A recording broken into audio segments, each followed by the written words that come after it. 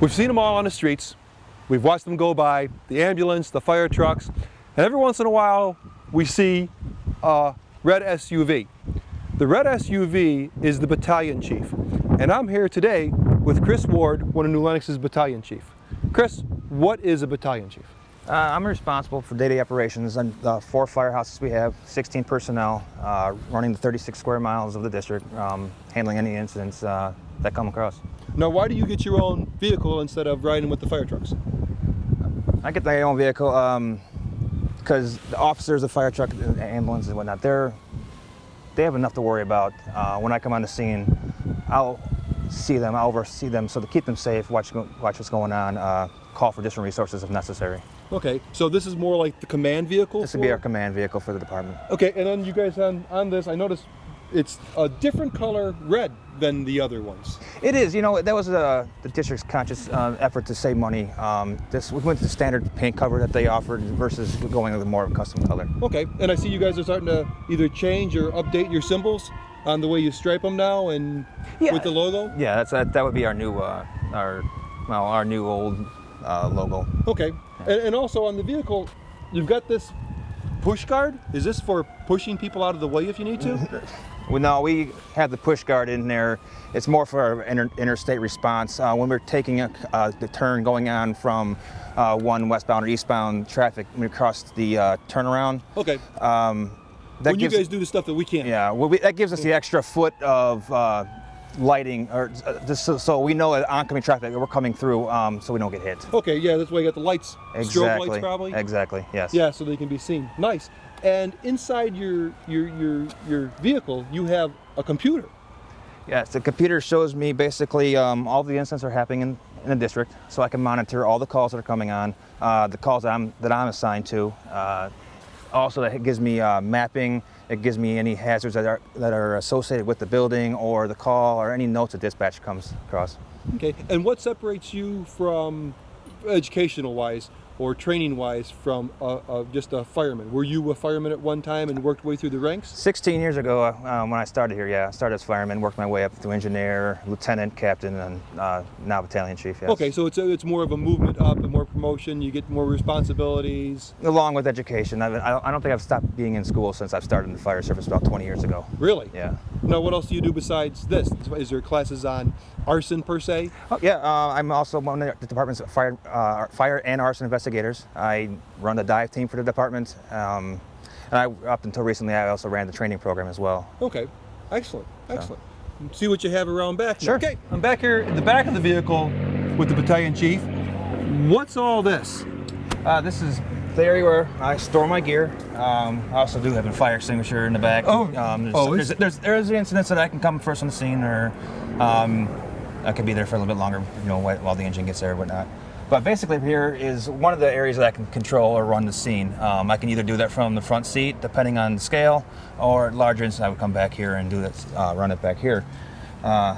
Here, I have 3 radio heads. We can monitor 3 different radio frequencies at one time.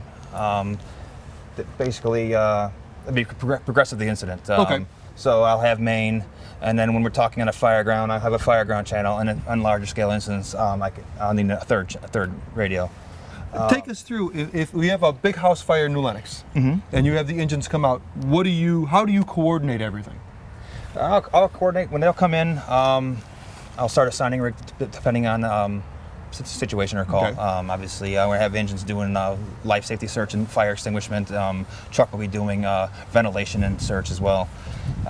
Here, as they'll come in here, they'll come and give me their passport tag, which is basically an accountability tag with everyone's name on it and the rig they're assigned to.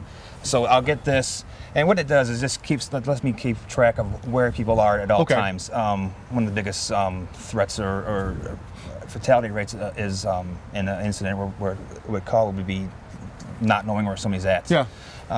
Or you lose a guy. Yep. So it allows me to come back here. I'll open the board. I have a nice whiteboard and many markers. And the guys will come here. I can stick the accountabilities tagged here. I can draw the building out and place guys where they're at, and assign them to the jobs as necessary or when needs to be done. So. Okay. Well, that's actually very, very interesting. Yeah, it is. So when it comes down to fighting the fire, you're more like the general. You sit back I shouldn't say sit back, but you're in the back controlling everything, making sure everyone's safe, and make sure the best way of attacking. And to the best of my ability. You know, again, I'm only one person, but these jobs, even at the command level, require many chiefs and people that help out in aids. That's when larger scale incidents start getting the deputy chief and the fire chief come in as well. Obviously, many times we have 4 sides to a building, would require 4 chiefs at each side. Okay. So basically, we'll have everything's sectioned off, and we'll have inside as well, so people can watch. It's a safety thing, you know. I'm gonna have a chief gonna watch this section, chief's gonna watch this section, chief's gonna watch this section, and then and along with that, I'll have somebody come in my car because, again, the task level of what needs to be done grow, especially as the incident scale escalates. Excellent. So I could have guys come in here. I'll have a guy, either he'll be writing things down for me, or he'll be talking to different officers, different fire positions in the fire ground, or I'll be doing that, or they'll be relaying back to the main and controlling other incidents in town. So. Excellent. Well, thank you very much. I appreciate it. Thank you. Chief, as we were walking through, I noticed this.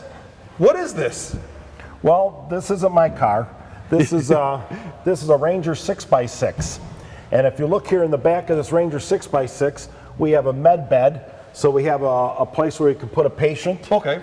If we get into an area where we can't get ambulances into, or for special events where there's a lot of people and we can't get an ambulance through the crowd, we can get this in there and put them in this med bed.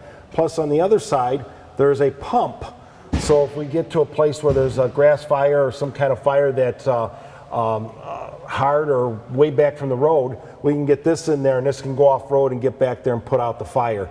And we've used this for the hiking trails, we've used this for the concerts in New Lenox. We use it for Patriot Days, so we've used it a few places and it works out pretty good. This is a very nice piece of equipment. This was bought for us completely by the foundation at a cost of $32,000, and then they also purchased the trailer that it sits on. Okay. So this is a very specialized piece of equipment that's come in handy a few times already. I could see it with our trail system and how the village plans on growing the trail system, this thing being very, very handy.